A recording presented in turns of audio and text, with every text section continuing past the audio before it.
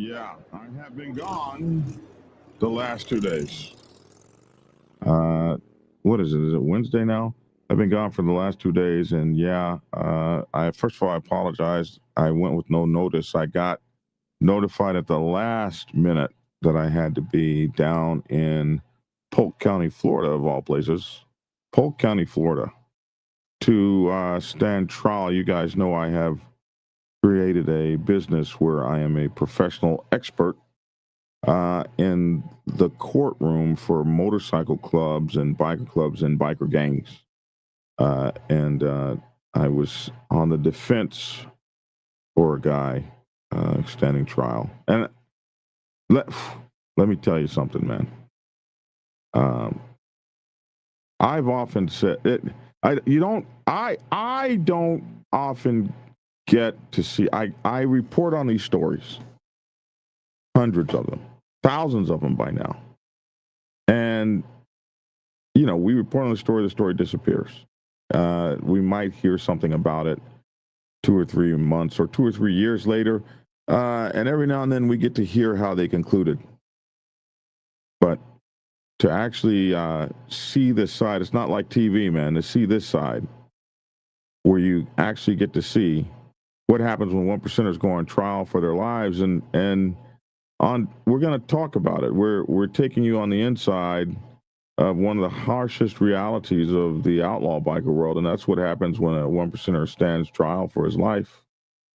I've been down in Polk County, Florida for the last 2 days, serving as an expert witness in this trial of a 1%er fighting second-degree murder charge along with several other felonies. And let me tell you, what I witnessed confirmed what I've been saying for years, that most outlaw bikers have no idea how stacked the system is against you, against them, against y'all. These are guys who, outside the patch and the politics, are often just regular old dudes with families, jobs, hopes, and dreams. Pretty good dude until they get into these situations where these charges get dropped on their asses. And once they step into that courtroom wearing that label, 1%er or biker, because they don't have to have 1%er. They can just say biker or biker club. It all carries the same connotation. The system doesn't see a father or a husband. It sees a villain, a menace, a target. And they build that thing. And the club you risked everything for. What's it like to have a club brother talking like singing, like tiptoe through the tulip, tiptoe through the tulip, just singing? All that brotherhood shit, right out the door, bro. And the club really holds it down the way the brothers are told it will. So we're going to look at some of the things that happen during that period. Strategies prosecutors use. The big thing is how much money it costs.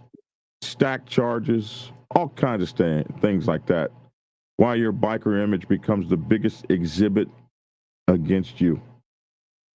Why outlaw bikers almost never walk away clean. They got 30 charges stacked against your butt. And all you're doing is just hoping to get past the big ones. Can you imagine? I'll take the 3 or 4 or 5 or 6 years. I'll take the 10 years. I'm just trying to get away from the 50-year bid. Why outlaw bikers almost never walk away clean, and your patch becomes evidence, and how the criminal enterprise label changes the entire games. The entire game, rather. What most bikers don't understand until it's too late. And I talk to you guys on the phone. You cannot believe how many of these guys call me. The club won't save you. Your reputation won't save you. Your silence may not save you. So what I've experienced, I want to tell you, should serve as a warning to every MC member. If more bikers understood how the courtroom really works, it's not like TV. It's not like Sons of Anarchy, where you kill a DEA agent every weekend, every Tuesday at 7:30 p.m. And by 9 p.m., the entire thing has been solved. And you ride off to the next adventure. It ain't like that. We're going to dig into the truth nobody else on the set wants to say out loud. and we break down exactly how the justice system handles outlaw bikers, motorcyclists that get into trouble once you're in its crosshairs. And you got these sheriffs and stuff, man, that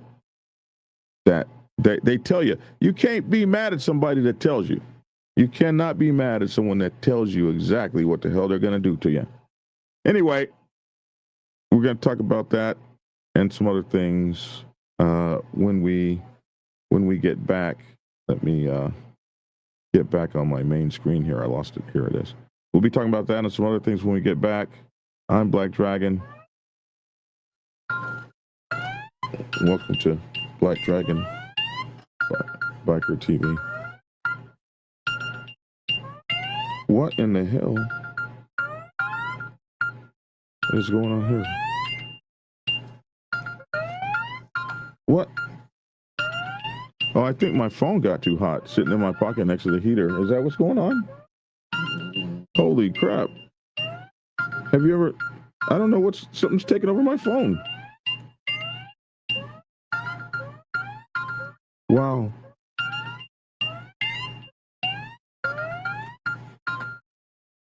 Oh, I just turned it off. Maybe that was some kind of damn alarm because my phone got too hot. I don't know. That was crazy. All right. Back in a minute and 7. That was crazy, man.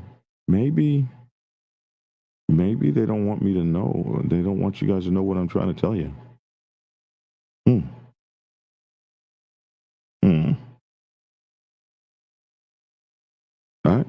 I hope they don't bomb my place. Black Dragon Biker News. He's on YouTube. Black Dragon Biker News. Get yourself educated by his books and you'll learn how to move. Black Dragon Biker News. He covers it all. So click on the screen, hit subscribe and get updated Biker News with MC Protocol. A lot of phonies popped up when this YouTube Biker News craze came about, but the man on this channel is the first to do it and the only one that never sold out. His name's Black Dragon. Started the Navy and hit the sea, repping Uncle Sam. They traded that uniform for leather vest from the Mighty Black Sabbath. Not the band, I'm talking about the Mighty Black Sabbath. MC, where he paid his dues and he earned his stripes. From prospect all the way up to national peace. All the copycat creators and the content stealers and haters, there have been many, but there's only one larger than life. Black Biker with a cowboy hat that knows kung fu and says kick Kenny. Black Dragon Biker News. He's on YouTube. Black Dragon Biker News. Get yourself educated by his books and you'll learn how to move. Black Dragon Biker News. He covers it all. So click on the screen, hit subscribe and get updated Biker News with MC Protocol.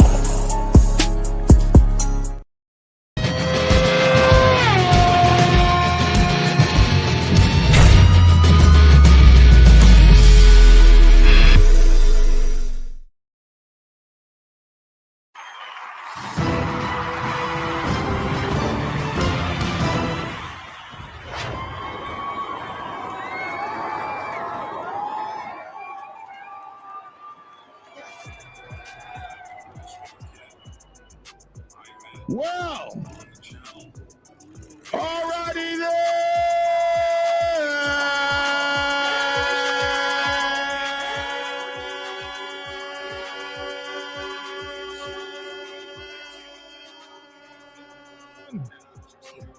Alrighty then.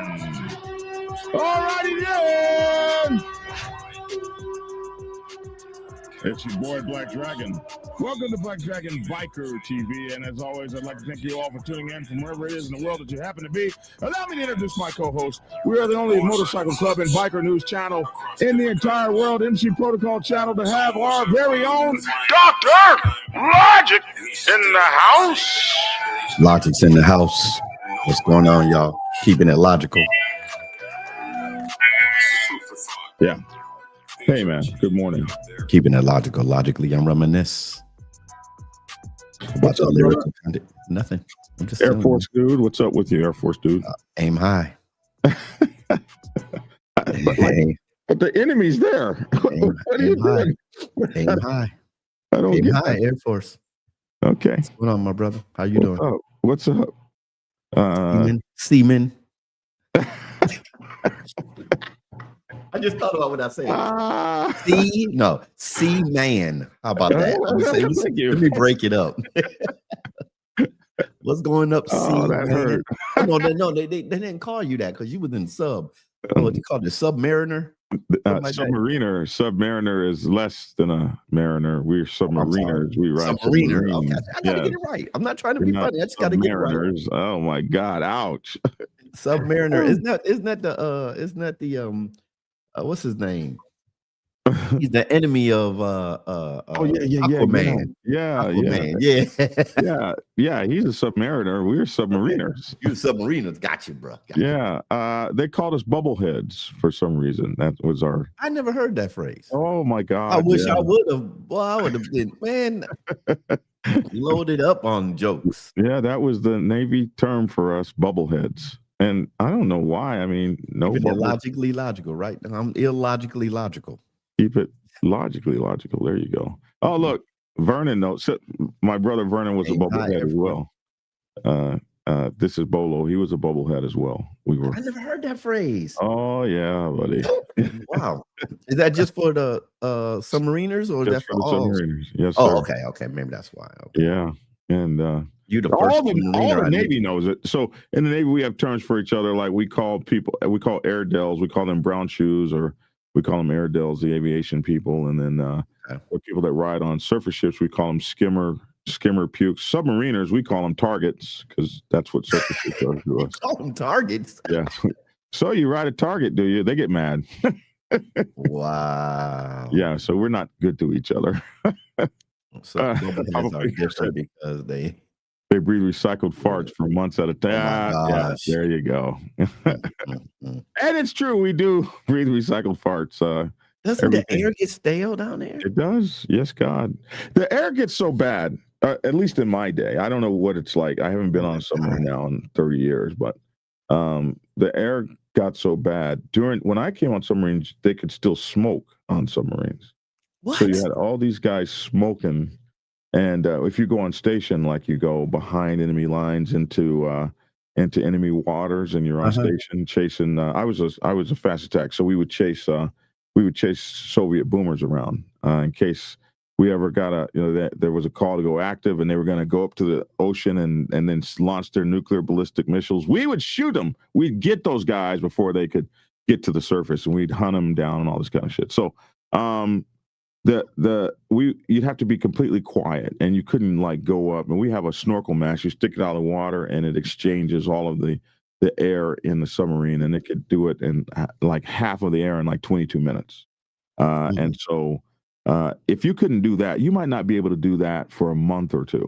So the air would get so bad, you would light these oxygen candles. And when you light a match, it burns oxygen and replaces it with CO2. Well, they have these reverse candles that burn CO2 and replace it with oxygen. So you got these little furnace things that you would stick these candles in. Artificial oxygen. Oh yeah.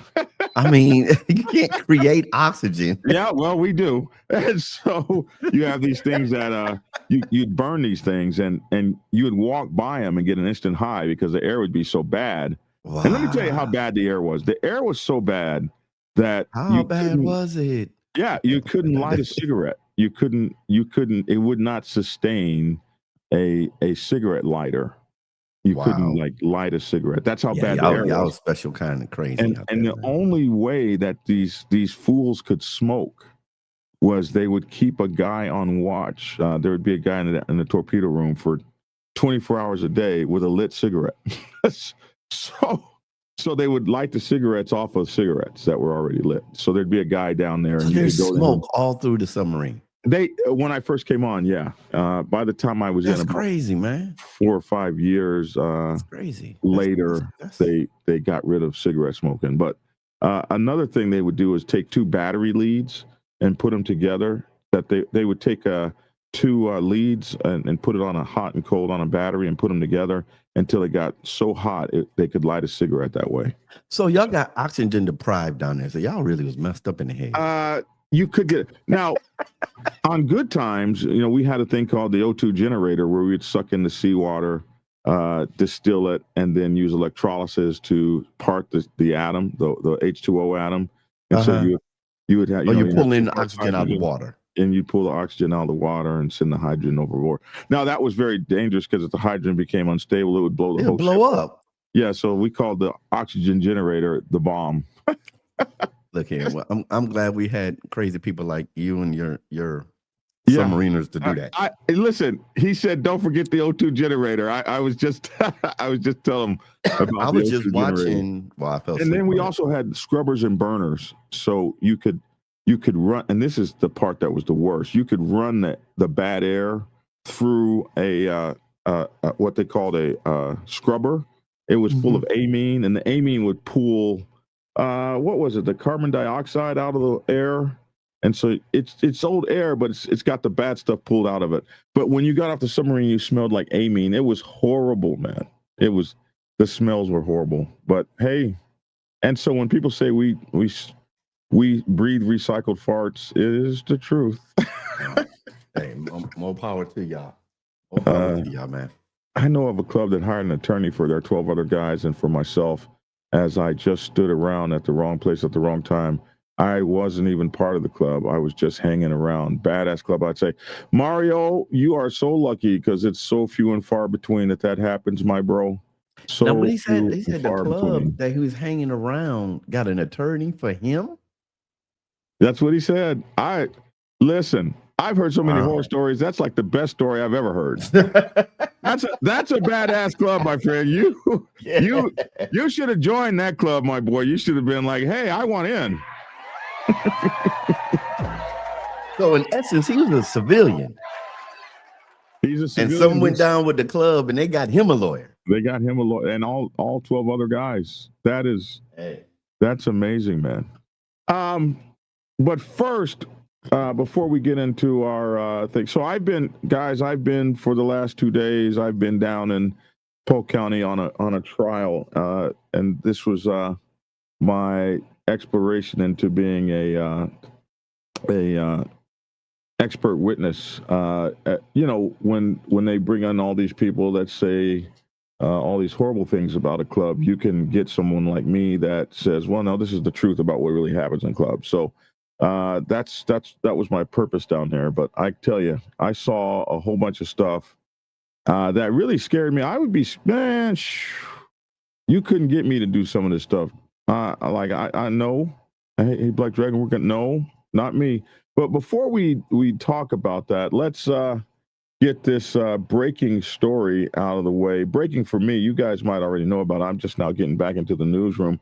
I saw this morning, and I wanted to get this out.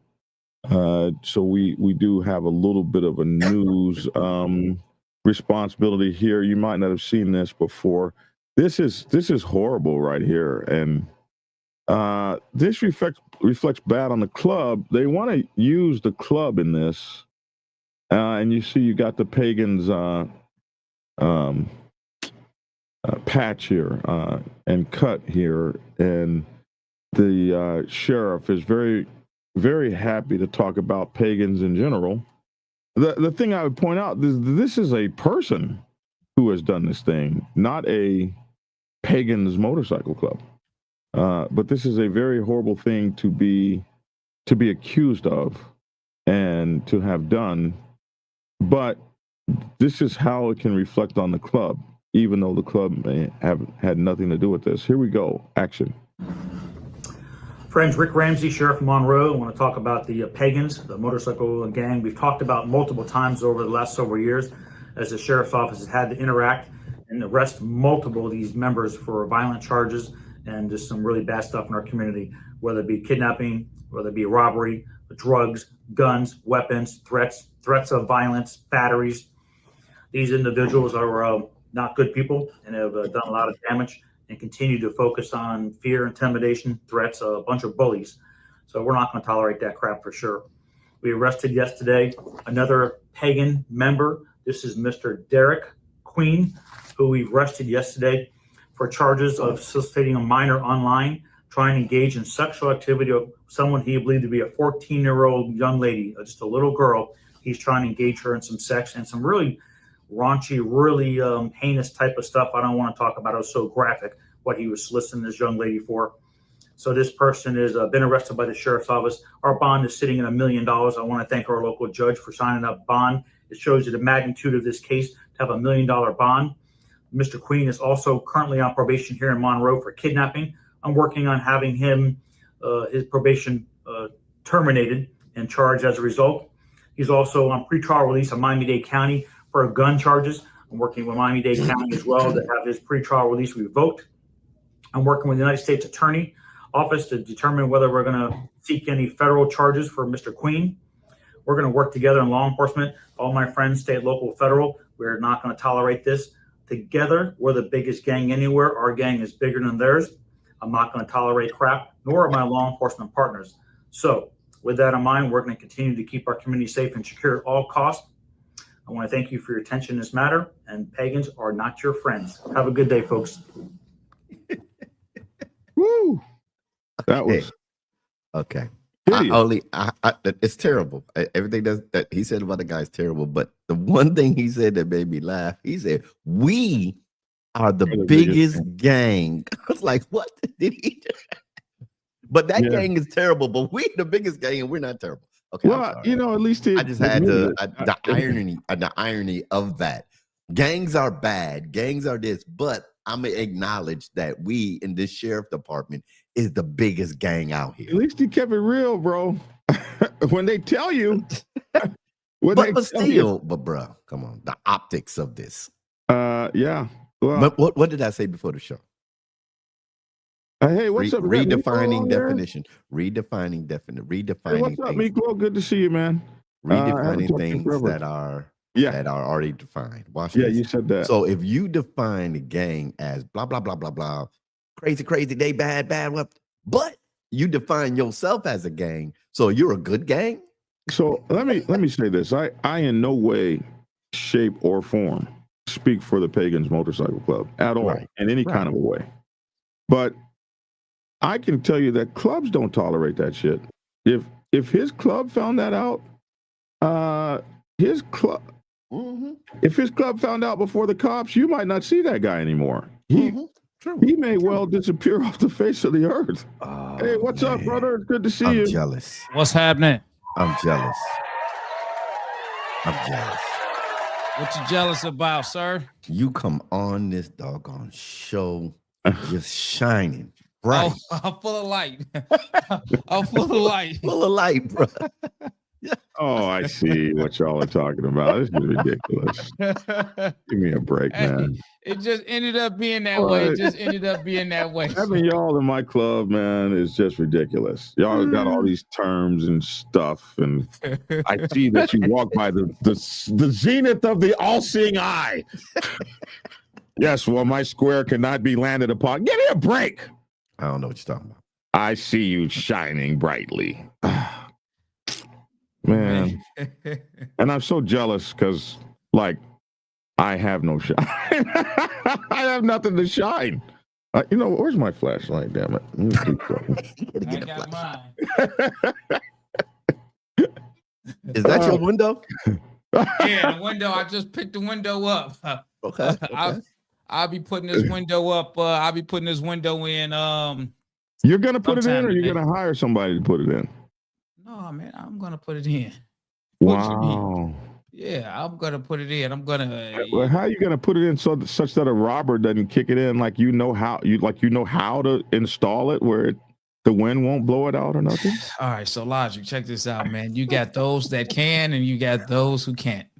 You dig what I'm saying? That's all I'm saying. You got those that can and those who can't. I'm not putting no damn windows in. Black Dragon, man. Listen, man. Don't tell me what I can do, man. Listen, man. I am pretty handy.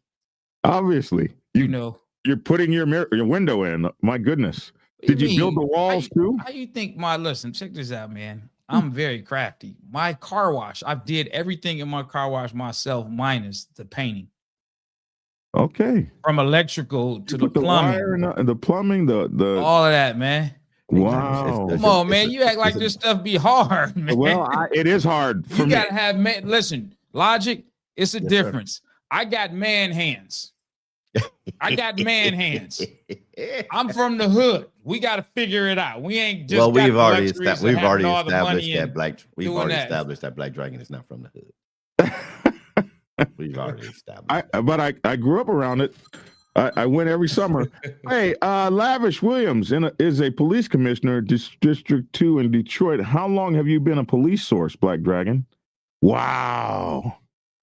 Police source? I haven't been a police source at all. if you must know, how long? 0 days. But Lavish, is that saying that you're a police source? I don't know. You said all right. I seen it, but I had a call. But this guy said Lavish Williams is a police commissioner for District 2 in Detroit. How long have you been a police source, Black Dragon? Oh, they asked how long you've been. Yeah. So what's up with you and this whole thing, man? Let's hear it, man. Did you start talking about it or whatnot? We was looking at a video where this guy was going after was talking about a pagan. And at the end, I mean, it was terrible, but at the end of the video, this 4-star sheriff chief says, you might have a gang, but we have the biggest gang out here. I'm like, what? Did he just acknowledge that the police force? Oh, he was telling the truth. He was telling the truth. He's not saying that we haven't already said, but if we say it, the police is not, no, they hear the. You cut out, but yeah, he was telling the truth. Hey, some people don't mind that you're the commissioner, Lavish. Shadow says, the commission's in the house. Some people don't mind, Lavish. I don't mind. I don't think Logic minds. So no. You're in good company here. But how long have you been a police source? Oh my goodness. But what your Hardwire says you're kind of misunderstanding what a commissioner is, whoever is shit talking, but it is fraternizing with the enemy. No, it's not. If you're making rules for them that keep them from harming the public and bikers and stuff like that, and keeping them honest about the work they do now, I don't think anybody would not want a police force of some kind out there. Wouldn't you? Somebody has got to stop the chaos and anarchy. Let's be for real, bro. If somebody committed a murder in your clubhouse, you calling your forensic team to handle it, to come remove the body and stuff, man, stop playing. But anyway, that's neither here or there. What I was saying about the pagans, I'm not speaking for the club or anything like that. Motorcycle clubs do not tolerate abusers of children, and a lot of times they want to tolerate abusers of women, but most especially abusers of children. If a motorcycle club, especially one of these outlaw type clubs, were to find that out or notice that or realize that, a lot of times a person would be dealt with by the club. So to take a member of a club and paint the entire club with that brush is probably a little bit unfair, but that is what happens in those situations, and that's why you try to vet the people that are in your club as best you can, because something like this can look bad on the whole club no matter what. And this is what the jury remembers, these kinds of things. And vet them and they still change. They can come in solid and switch up. Yeah, they can. But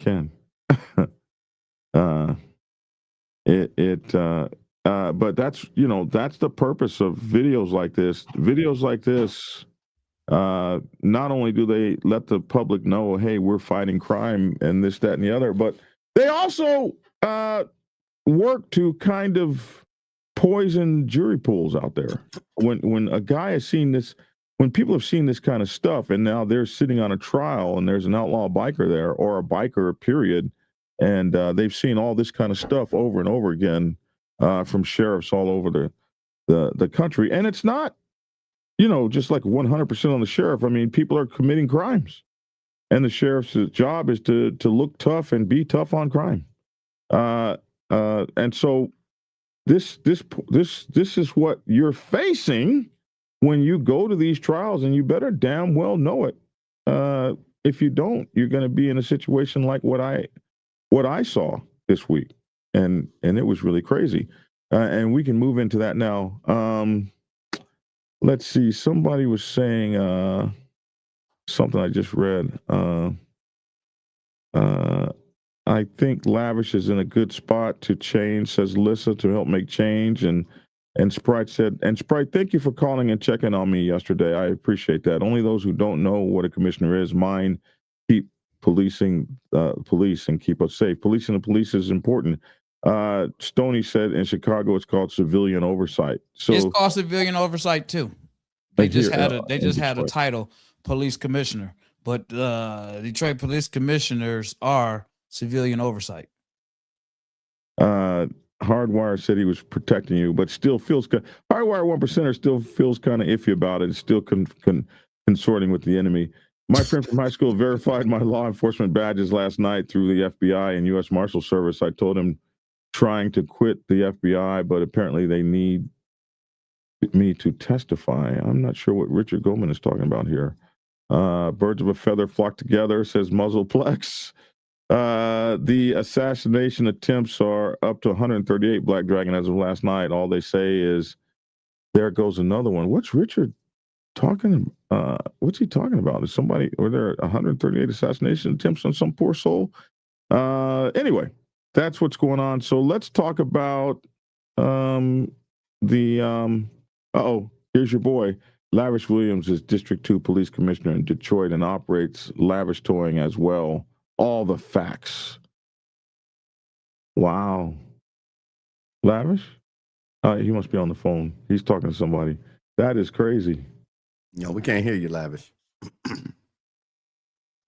Lavish? Oh, I said, yeah, that's right. That's right. that's right. Yeah, Lavish Towing. I think this is Bacchus again. That's who I think that is. I think he's changed his name. The director of the FBI is always switching up. I don't know what that guy's talking about. Anyway, yeah, I went to court for the past couple days, man, and I was down there. I was only in court for one day, but it was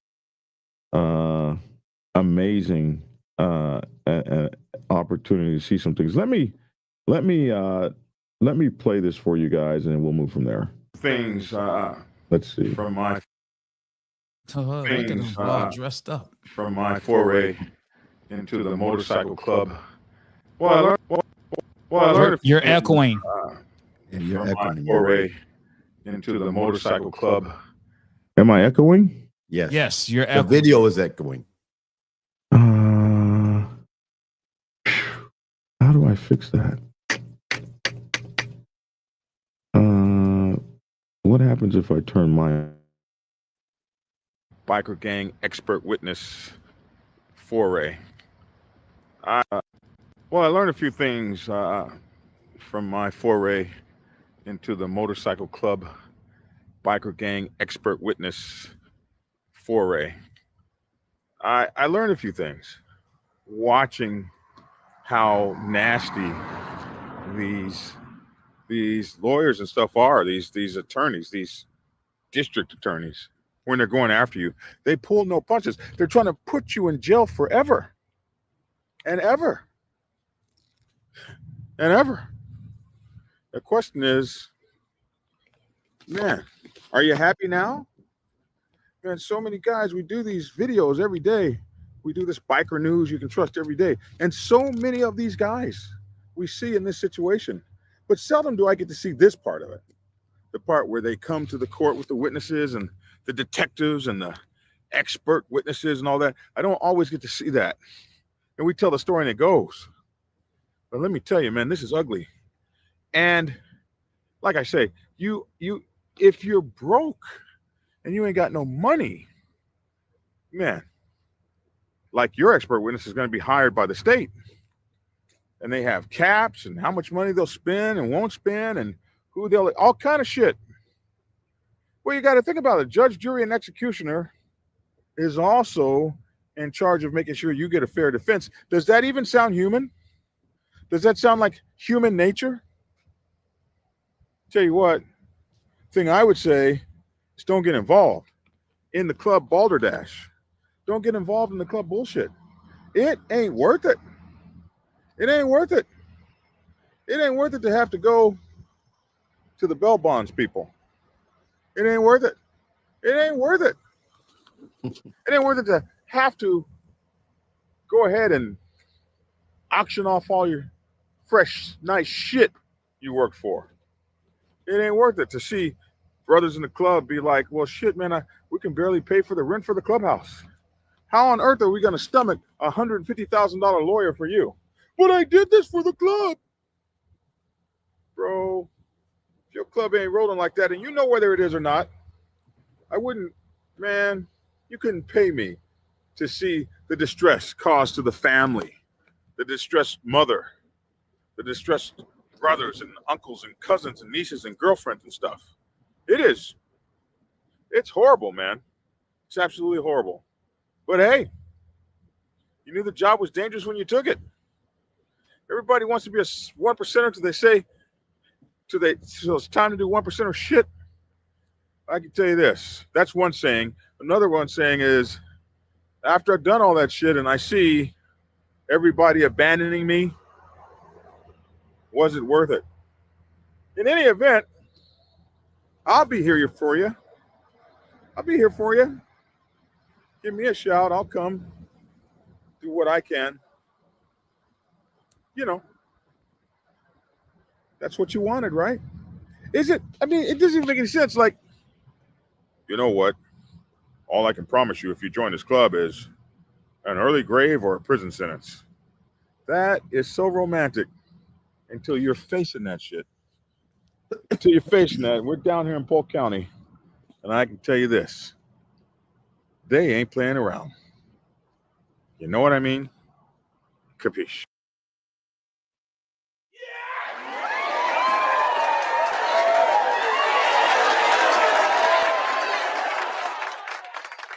Lavish T. Williams is the guy that always says it costs money to commit crimes. It do.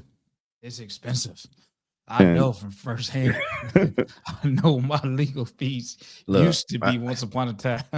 Hey, Lavish, I believe you're old enough. Black Dragon, you remember the show Scared Straight? Mm-hmm. Okay. My father was a prison guard.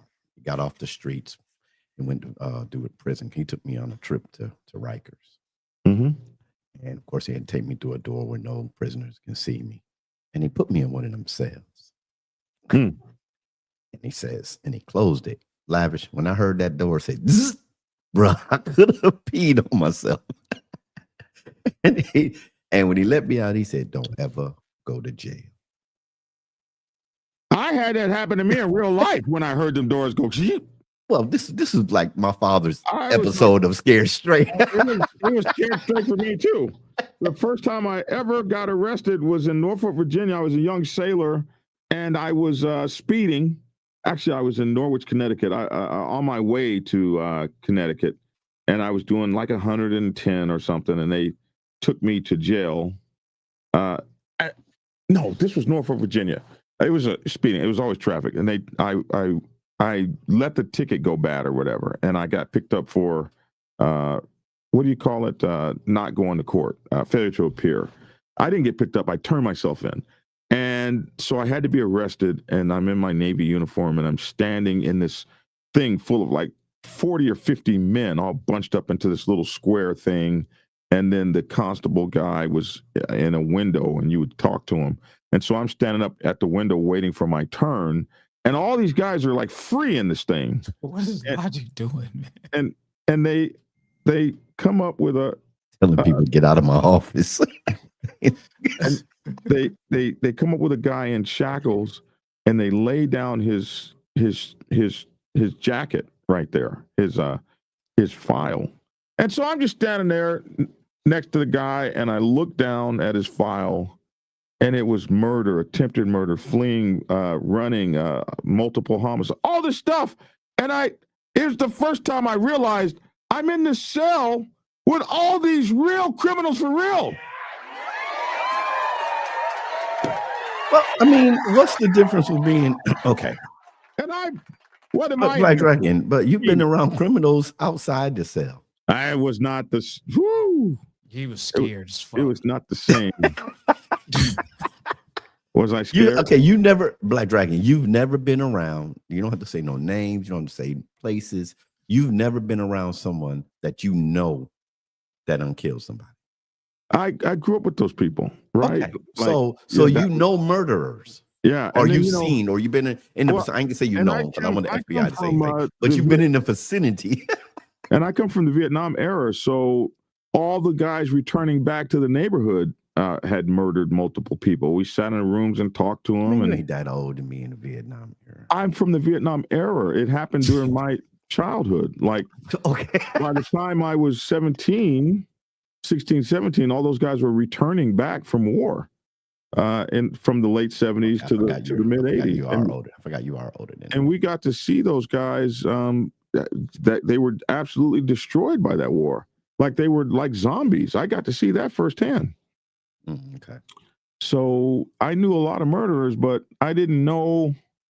I was never locked up in the same room with one. Several. I didn't know how many. It was. Yes, I was scared. I was terrified, man. I was like, get the hell out of here, bro. Lavish, what year did your car wash burn down? Your car wash burned down? My car wash never burned down. What are you talking about? I don't know. But thank you for that donation, man. Appreciate you.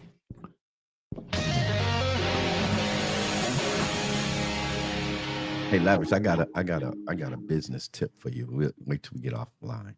But you gotta remind me though. It's about your car wash. All right. Okay. Oh, look at that. Somebody said, let that light shine, Square. That's Tell right. you, bro, let your light so shine before men, so that they can see your good works. Okay, all right. Here But let we them go. glorify the fathers. And that's scripture, bro. They ain't had nothing to do with Messiah. You're ready to say amen. But it fits, though. Well, let me tell you something. Lavish, you've often said it costs a lot of money. I figured out an attempted murder charge, and I asked the attorney last night. I said, "What is it that you need? 100,000? You need 100,000 for the attorney?" He said, "Well, at least 80. You need at least 80. Do you have 80 grand sitting around?" No, man.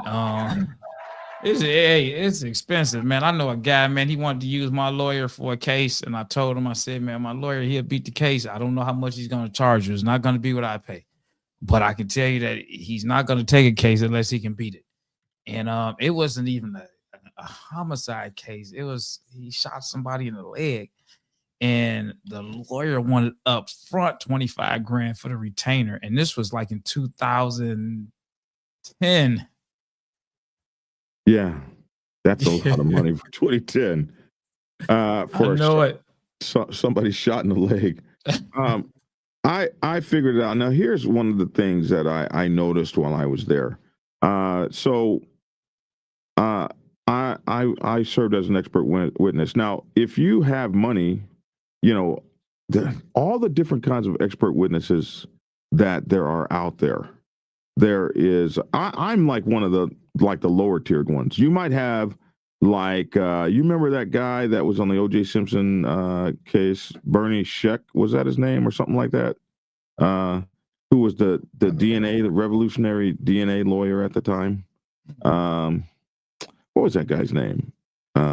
Anyway, that guy, back in 1995, DNA was brand new. And this guy was a revolutionary dude in DNA. O.J. Simpson had the money to hire that guy.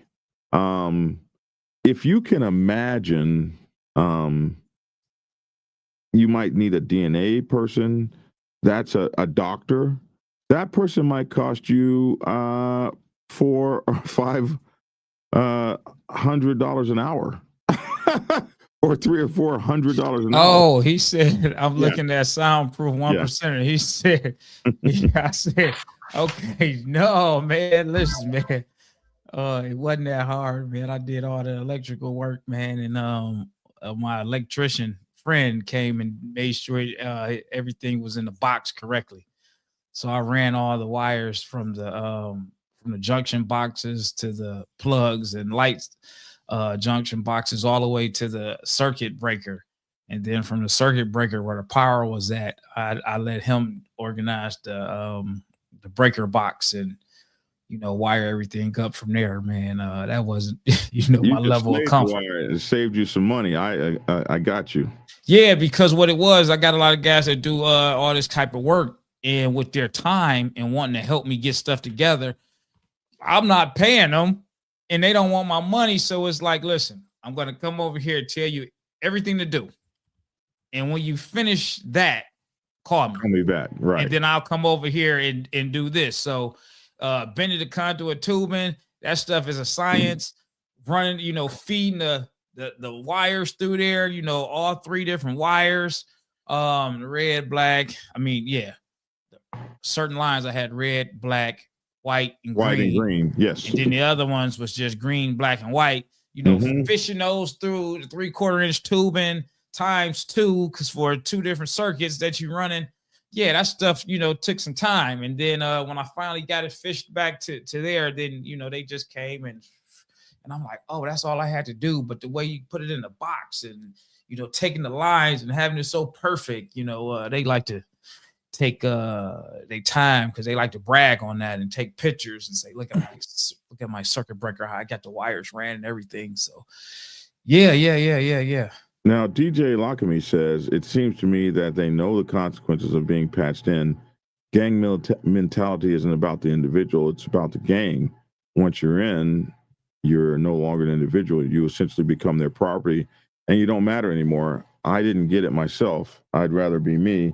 But I think a lot of these guys don't think about it. And maybe you're right, but one of the reasons that we have this show is to tell people. And so I was looking at something. This is a crazy thing that I pointed out in this video I just made. If you don't like, it's kind of funny because our girl, let's see, somebody said just now, she said a girl K Black said I'd find the 20K or the 80K. I ain't going to jail. So, she works a job. She ready. She got her 80K stash. But if you didn't have that 80K and you had to depend on the or maybe you did have the 80K for the lawyer, but that's just about it. Let's just think about the experts you got to bring in. You might have to have a DNA expert.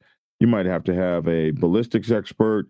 You might have to have 4 or 5 of these experts. These people are north of $100 an hour. They're 200, 300, 400, $500 an hour. You got to fly them in. You got to feed them. You got to take care of their rental cars. This is all coming from you, the defense. And if you don't have that money, then the state in some places is required. I guess maybe in every place is required to provide you with at least some form of expert defense and stuff like that. Well, just imagine the state is judge, jury, and executioner, and they're prosecuting you, and they're also responsible for making sure you have your experts. I mean, do you see the fallacy in that? Like, that's the whole public defender is the state is responsible for making sure you have a lawyer. They give you the worst lawyer possible, because that's what the budget allows. So you don't get a Johnny Cochran. You get a public defender in his first year of law school. And you can have good public defenders, but you've got a lawyer. If you got a good public defender, it's a lawyer that has decided, I'm not going to work from 8:30 to 5. I'm going to work from 7:30 to 9:30 at night, and I'm not going to get paid shit. I'm doing this out of love. And there's not a whole lot of people with that kind of love in them. A lot of times you get some guy that doesn't really know what he's doing, and he's practicing and learning on your shit. And that was your lawyer. Well, at least you had a lawyer. And so just imagine the state can come in and say, well, we're only going to pay this amount for your expert witness. But what if your expert witness says, man, I'm not working for $95 an hour. Get out of here. Or what if your expert witness says, I only fly first class. These guys are talking about economy. I don't get on an airplane for economy. K Black says public defenders make like $50K a year. Many of them most likely do not care. They don't make a lot of money. They don't make a lot of money. I asked. Who's that? Who don't? Public defenders. Public defenders. Okay. Yeah, they don't make a lot of money. Hardwire said if I needed $20K to defend myself in court or get life, I'd be effed. Yeah. You know, So, have you ever heard this? It's about building self, not just building self wealth, but keeping yourself around people that are building. And I heard this a long time ago, and I actually moved to try to do this. Says if you don't have friends around you that do not have at least 10K spare money, then you got the wrong friends around you. You ever heard that? no. Y'all never heard Yeah, that? yeah. Actually, I have heard that you should have. If you got people around you that don't make any money, then you know where you lie in the. Well, I'm just saying, like close friends, close friends, people that really call friends. You really call friends, like my crew, is my friends. If my homie called me and he was going to jail and he needs some defense, first he already knows I'm gonna dog him out for whatever he did. But if he really needed something like that, and I believed in his case, he knows that I'll put up the money. Shoot, man, listen, man. But these are close friends. These are not people. Friends. What are those? Spare money. See, that's what I'm saying. That's what I'm saying. Hardwire. Everybody don't have a lot of friends. Me and Black Dragon had this conversation before. Everybody don't have a lot of friends because people call anybody friends. All this crap. I got 3,000 friends on Facebook. They ain't your friends. That's just what Facebook name it. These are your associates. These are people that you probably will never see a day in your life. I'm talking about friends. I got 4 friends. There's 5 of us. We've known each other since we were 8 years old. These are my friends. I'm luckier than most because I do have Facebook friends that I have never met that will send me money. Like when my house burnt down, they sent me thousands of dollars. But you didn't grow up like we grew up. You grew up in Oklahoma somewhere. We already established you're not from a hood. But I mean, just anybody. I'm just joking with Black Dragon. But people across, I know, Lawton, Oklahoma is, he's ghetto, right? But across the country, people use that word sometimes too loosely, friends. And I'm not ashamed of people say, no, Logic not my friend. He a good associate. I'm cool with that because that's how I feel. But when we get back to the money thing, when you have people that are close to you, they will help you with that. We gonna help. And you got a whole bunch of damn people that are close to you. I have yet to see a whole lot of them come and loan these guys money to get out of the stuff that they're in. That's what I want to point out. But you got to do your investigation, though. Man, right? You got associates in bike clubs that are just biker friends, man. That's just it. Do you have your real friends? Then you have I tell people all the time, my real friends, like my true friends, 20 plus years, high school friends from middle school. There you go. You might not see us every day. You might not see us all the time. We might not even talk on the phone every day. But when we talk on the phone, we're going to talk for hours at a time, or things of that nature. And when you really need it, those friends you're gonna definitely be there for. Those are your down and out day ones. That's what I'm talking about. Then you just have everybody else. That's your other, your active associates that you see every day, your friends that you ride with and you got a close relationship with. Yeah, you don't want to see nobody fall. You want to see them up. But I can tell you this, and I don't know, Eric, you got some people that's gonna say the nice stuff that Logic said, but I want to tell you this for sure. When you getting some stuff around here and you start needing some money, people get those ghost. phone calls. No, they get ghosts. They get ghosts, but the other phone calls get to coming. And these are the phone calls that happens. Now, man, you heard that Logic. Hold on, you heard Logic is in some stuff. What? Yeah, man, he need a lawyer. He needs some money on this. Man, hey man, you think he'll sell that car you got? Oh, ouch. Hey man, how much you think this? Because we need that money, so I think now it'd be that good time. He can sell that old school. I ain't got the money, but I'll definitely get that Chevelle from him if he got it. Oh shoot. That's what happens, man. Right. Yo, man, he got a Harley, right? Y'all. Hey, shoot, man, the way it's going right now, hey, you can probably, I know it's worth 20,000, but right now you can probably give him 10 for it. You can get him 10 for because he gonna take the money. They do that too. That's what they do, man. I have no friends, real friends. Hey, I'm being honest. I've been that guy. He did what? Shoot, hey, you think he'll sell that house? Hardwire. I had got into an issue an argument or whatever. And like people, like we joke on here about, you know, where everybody's from, you know, Oklahoma, New York, and Detroit. But there, with my change, my friends back at home in New York, they know my change and they want me to stay in this position. So somebody went online one time and said something bad about me on my Facebook page. And my family in New York saw it, and my homies saw it. And my home, first thing that happened, they called me. They said, D, stay in Texas. That's the first thing that happened.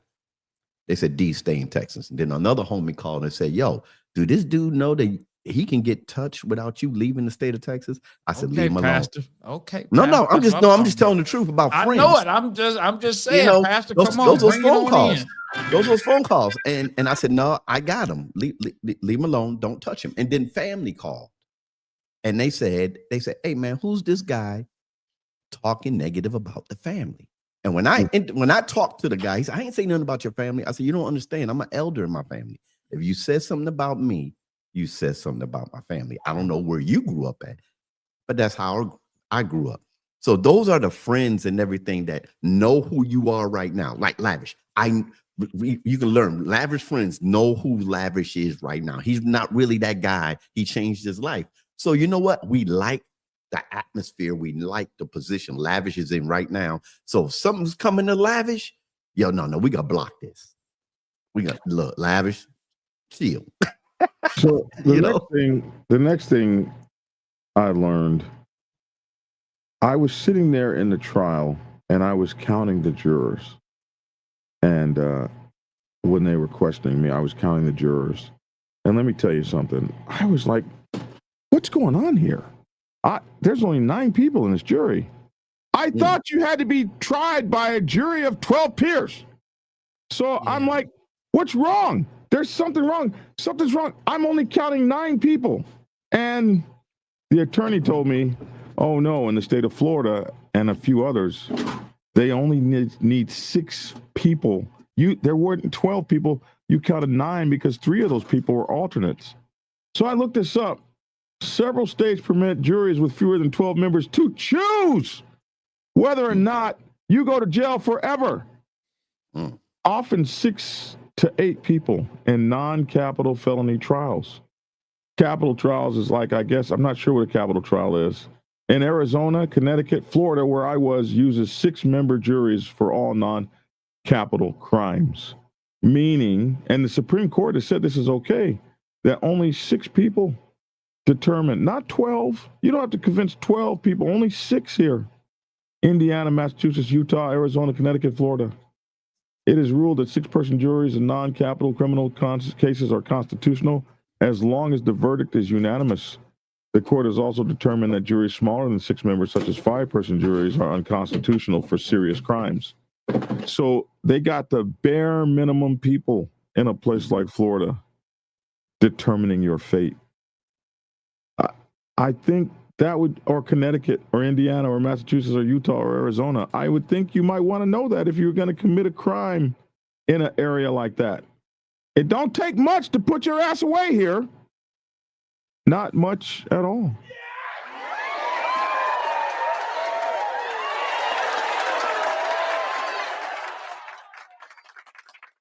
So, I mean, the state has less of a burden if it only has to convince 6 people instead of 12. Now, somebody says, yo, but remember, it only takes 1 juror to believe you have reasonable doubt for a mistrial. So, Black Dragon, let me ask you this, man. You was on the stand. I was, yes. How do you feel about that? I felt good about it. The attorney told me that he thought I did an excellent job. So, so you took the stand. I did. And raised your right hand. Yeah, I did. To tell the truth. So you were doing some telling. You was squealing. I was. Oh my God. I was. Okay, the show's over. Hey, I'm just 59 minutes. I'm just asking, man, because we going through all this, and I want to get down to the gist, man. So you walked up in this courthouse, in this courtroom. You get on the stand. Well, first of all, it was really interesting because the prosecution did not want me to walk in there with my service dog. They didn't want anybody to feel sorry for me. So they made everybody leave. And then me and my dog came in and sat down. And then they all came back. That was interesting. They came back. Hold on. After we were seated. Yeah. After you were seated. Okay. So that, there wouldn't be any, oh, look at the poor vet, we should believe him. That kind now of this thing. is, because I know that you're talking about it. You don't do anything that you're ashamed of doing publicly or whatnot like that. But with you going to court and doing this type of court stuff, do you feel that you will get any type of backlash for being a person that will go into a courtroom and take a stand on a person? Now, taking a stand, it does not guarantee that the judgment will go in the favor of the biker. And when things go left, you're one of the biker figures that people might look at and say, well, if he didn't, and because he did, and he was there and he took the stand, do you think about any of that type of backlash? I mean, because I know that we're talking about it. I think this is your first time doing this stuff and everything like that. But do you think about, the other side of it? Well, when a guy that's is facing prison gives me a call and says, they're calling me a gang member and they're saying this, this, and this, and what they're saying about me is not true, and what they're saying about motorcycle clubs is not true. Can you use your expertise to refute these experts that they're bringing in against me? Can you use your expertise to tell the jury the truth? I don't think that's a negative thing. Like you being a police commissioner to help citizens out, me being a expert witness to help a guy out that's fighting for his life is, I think, honorable. He asked me to be there for his trial to save him. The prosecution railed against me. We don't want this guy here. What makes him an expert? How does he know what he's talking about? We don't want that guy. He shouldn't be paid. Why are you going for a guy out of state? Like, yeah, they didn't want me there. They weren't like, hey man, yeah, let's bring him in to refute what we're saying. Yeah, no, I mean, I got to ask these questions because these are things that might, come up down the road. I'm like you. I'm not giving a damn. I'm much like you. First of all, what could I say about it not being? I wasn't there, so there's, I'm not telling on anybody. What could I tell? I wasn't there. But if you say, for instance, and this is just this is nothing about that case, but for instance, if you say, motorcycle clubs are like sons of anarchy, and I say, oh, really? Well, I don't know motorcycle clubs that are killing a DEA agent every weekend, every Tuesday night, and 4 nights out of the month until the Christmas break. I mean, it's the absolute truth that that's not what's going on. So. Okay, no, you gotta, and the reason I want to speak on that because you have people, they will see things and they will react just to react versus to understand or to ask questions. Why? Mm-hmm. They might hear you say half of the conversation and then they run off of that, but they don't have the information. Or they don't have the way. Or there'll be people that come on, just like this guy came on earlier, Black Dragon. How long have you been a police source? Man, get out. Yeah. How long have you been a police source? you sound like a cop on here trying to generate trouble. Yeah. So they are the biggest gang out there. After all, they are the biggest gang out there. Yeah, but those are things that people want to hear. Some people, and it doesn't work out until they get into a situation where, oh my gosh, I need a Black Dragon. But prior to, I despised what Black Dragon was doing. Oh yeah. Same as police commissioner. You have people that hear the word police and commissioner, they'll think like, hey, I'm the top of the chain as far as the police department. They're thinking about the what's that show? True Blue or Blue Bloods? Blue Bloods, with a police commissioner and all his family is cops and everything. I ain't never got into all that. Oh, y'all never seen that show, True Blue? Yeah, I Blue have. Bloods or something like that. Yeah. That's what people think. Yeah. But you know, it's just that, you know, people are, you know, always yelling anti-police, anti-this, anti-that, blah, blah, blah, until something happens to them or it happens to their family. Then it's like, what are the police going to do? You know, blah, blah, blah. Happened to me with like most of the major clubs when I first started doing biker news. A lot of the clubs and people were like, oh, this guy, blah, blah, blah, until some stuff happened against their club or their club brothers or their members, and they realized they got 500,000 subscribers and the news is not covering their stuff, and I've got millions and tens and hundreds of millions of views. Then some of these biggest clubs have called me and said, hey, we need you to put this on your channel. And it took a few years for that to be the case. But even when I'm down there in Polk County, I've got people walking up to me, cops and everybody else. Man, we've seen your show. Show us that outfit, man. Show us your you know, show us. You was looking kind of like Tommy Lee Ford, man, the black version of Tommy Lee Ford, man. You gonna do that? Yeah, you know, show us your shirt, your tie, your blazer. Oh wow! Did you have a briefcase? Did you tell me you had a briefcase? You did. Did you walk in with the briefcase, man, or the leather bag? Come on, no, man. I didn't take it that far. I don't have it in here right now. I didn't take it to leather. I had a service dog. So yeah, let's see. I think Tia did take some pictures of me though. I seen the thumbnail. I said, man, look at this guy right here. No different than you walking around no different from you walking around all suited down running for commission. No. Is what I'm saying is this. People are used to seeing me dressed in different styles and ways. However, most of the people are not used to seeing you dressed in a suit and tie. Why wouldn't they? They're just not used to seeing you. You know, I didn't say that you didn't. I say it's so if Logic posts a picture in something that's unfamiliar, it's different. Logic goes online. You see him when he's in his I don't know what you call it, but he has his father's strip on. My collar. The collar. Father's strip. That's so funny. I don't know the name of it, you know. Yeah, right. You see Logic when he's on his motorcycle. So if you seen him wearing something, you know, to that nature, is no big deal. But if Logic came and he's never has his collar on, and all of a sudden today you see a video posted, you're gonna say, wow, I'm not used to seeing you like that. So when do Black Dragon dress up?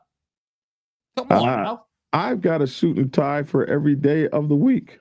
But it's in the closet. True. He said he's been listening to some music, some hip hop. Listen to some hip hop. Was that a hip hop song or something? You know, pretty much. But I did take some pictures. I'm just trying to see if I can find them. But I was also working on my television commercial. I've been working on my commercial for Black Dragon, the biker club expert. Would you like to see one? We got to go, man. I'm laughing. I'm laughing at the last comment that was just posted. Who did? I'm laughing at the last comment. Anybody.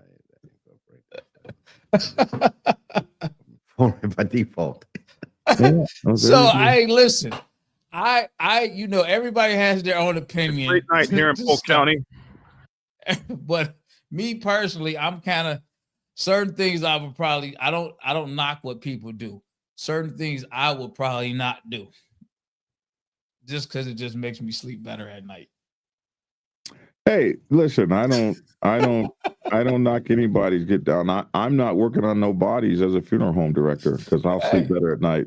No, I'm just saying, like it's certain like I'm laughing because if you, I get what you're doing, so I understand you doing. That's what you want to do. You're passionate about it.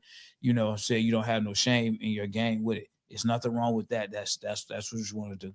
If I was ever in that position, I would probably decline it just because it's not something that my community, the community that I grew up in, condones. If the community that you grew up in was in trouble and somebody in that community needed you to go and represent them and help keep them out of prison, you'd say, oh no, I'm not going to do that. The sad part about it is, man, and we can talk about it all day long. The sad part about it is you can ask 30 people in the neighborhood and they get it, but they're not going to do it. No, I can understand if they had to like testify against somebody. But if somebody said the streets in your neighborhood are red, you wouldn't go to court and say, no, they're not. They're gray. Not voluntarily. Interesting. Which leads because you got, this is the way I view things, and this is what I told a lot of people. Throughout, you give them that 10-minute moment, and then they're gone out your life. And when you come back home, you have to continue to live the rest of your life in your environment. Do you want to live comfortable or do you want to live uncomfortable? Right. And those are things that, a lot of people that grew up in a certain environment, they have to think about. Yeah. Just like they watch, people can watch somebody get shot and they know who did it. Mm-hmm. Mm-hmm. But, and they know that it's wrong. Are they going to go and voluntarily tell them, hey, I know who did it? No, we know, but we're not, it's just, everybody got different logics and backgrounds and things, Mm-hmm. so I'm not going to point my finger and say, hey, you shouldn't, or you should. Only you know what you should do.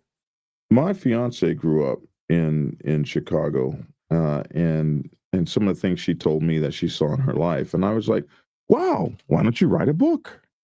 And she said, no way in hell, because where I come from, you don't do that. You wouldn't. I said, you don't have to name anybody. She says, no, no, we just don't do that. We don't, and that's good. That's good for her, and that's good for you. I understand it. There were some people that would say you shouldn't be a police commissioner, but why? I'm doing things for the community. I'm helping keep the police straight. Yeah, but like this one guy says on here, Hardware says, I protect you. I'm standing up for you, but hey, as far as we see it, you're consorting with the enemy. So you can't live your life based on what other people see or think or feel. You have to live your life on what you know is positive.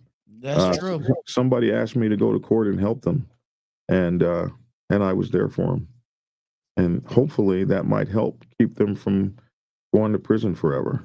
And if you're not guilty of something that you've been accused of, and somebody feels like you're not guilty and doesn't step up to help you, I think, I'm a military guy. I believe in honor and duty and sense of community. I risk my life for that. And so that's the principles I stand on, and I'm comfortable with it. And with that,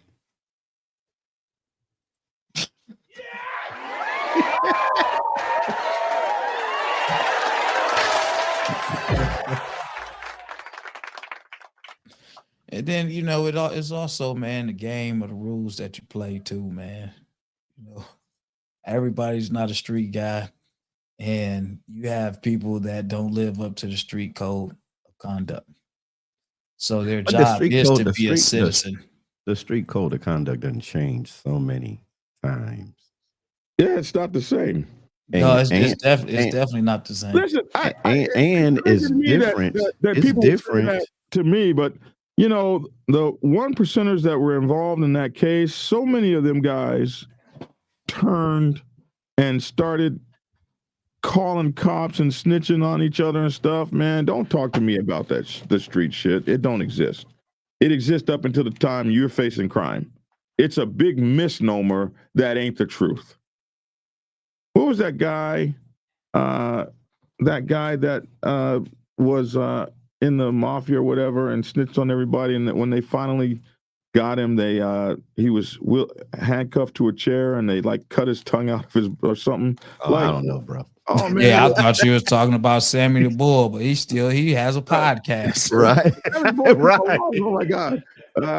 So all those guys be snitching, man. Stop it. The street don't talk. The street talks when it's the street talks when it's in the best interest for the person that's supposed to not be talking to talk. I mean, it's almost like until you're in this position, you don't know what you're gonna do. All of that shit is that's raw, what raw. That's what people say. All of that shit unless is you're raw, in this raw, position, and you don't know what you're gonna do. Now, when you get into that position, if you ever, not when, but if you ever get in that position and you don't talk, you don't squeal, you go down for the crime for your brothers or your sisters, then watch this. Now, are they backing you while you locked down? Nope. So right there. So, man, you sitting there thinking. I'm saying they don't, man. I watched it. I be like, God, dog. I'm including myself. I just seen certain people, and I'm like, dang, how long you've been going for 7 years, man. And they watch this, and they ain't backing you up. Now watch this. Now what happens if you would have went on and squealed? Now then you would have been, man, this guy's stupid. You're a mark, man. Now you got to move off the block. You might even have to move up the side of the city, Hey.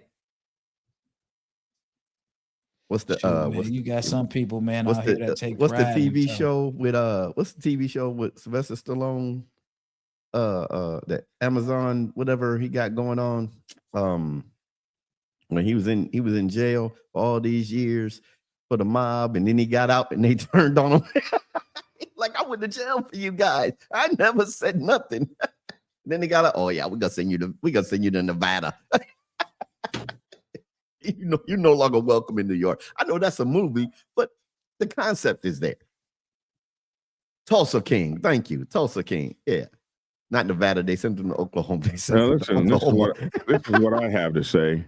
If you're in a motorcycle club and you need an expert witness to help you out because they're trying to put you in jail for the rest of your life, Black Dragon's your man. Give your boy a shout, man. I ain't effing around. Right here in Polk County, halls of justice are closing, and a biker is fighting for his life, his freedom. And he's called Black Dragon, professional biker gang and motorcycle club expert witness. And I'm trying to come to save the day. If you find yourself in this kind of trouble, don't hesitate to call 404-692-0336. Black Dragon. You'll be glad you did. Capiche? I'm gonna make a joke. Then we gotta go. Yeah, man. If you look, here I come to say that's underdog, ain't it? Here I come to save the day. Underdog, you're old. Here I come to save the day.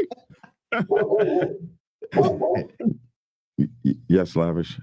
Yes, Hater Lavish. Man, listen, man. I'm gonna let you go ahead and do your thing, man. You got boy Dixie, man. Lavish is gonna deport Black Dragon for now. I got a video for y'all. I gotta edit this video up, man. I got a video. Logic. I thought it was just a gas station across the street from him. He's surrounded by 4 gas stations, man. all within a 0.7 distance, man, from his place, man. Yeah, I got that. You know what I'm saying? I'm in his hood, out the car, in his hood. Tucker, Georgia, 3393 Tucker, Georgia, or whatever street, whatever. I said it on the video. Yeah, you did. It was ugly. He came. It's a good video, though. It is a really good video. It's it's embarrassing. It's gonna hurt, but it's a good video. When I get some chance, listen tomorrow. He's standing in my driveway, and you can see gas stations from my driveway. Just like,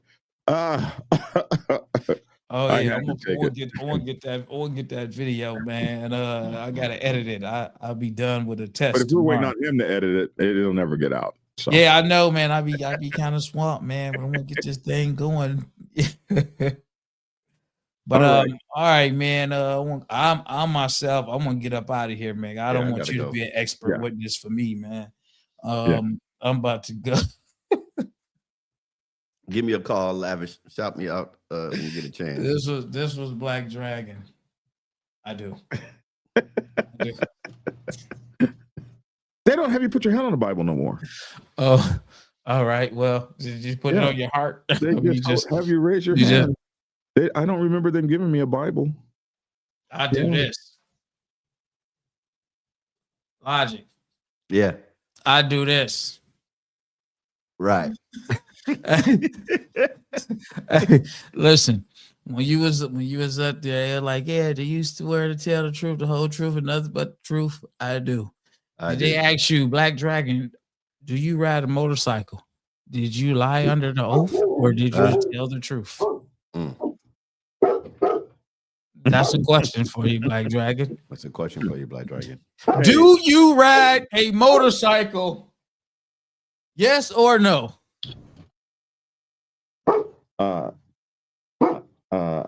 I'm taking the fifth. You taking the fifth. That's what I'm talking about. I gotta go, man. I don't remember asking you a goddamn thing. Okay, but I still gotta go. All right, man. I gotta go as well, man. I gotta do some work. I gotta get this window up. I got a new light that I'm putting up. You can't see it. I got a new RGB light that I'm putting up over me. So yeah, I want to let y'all go ahead and go. All right. Got the dog over there barking in the background. Yeah, that's because somebody's at my door and they but anyway. Yeah, that's the people you was on. Logic. He just was on the stand. Now somebody's at his door. Hello, come on now. What you expect? You better duck and run. Well, I tell you what, these dogs ain't letting that go down.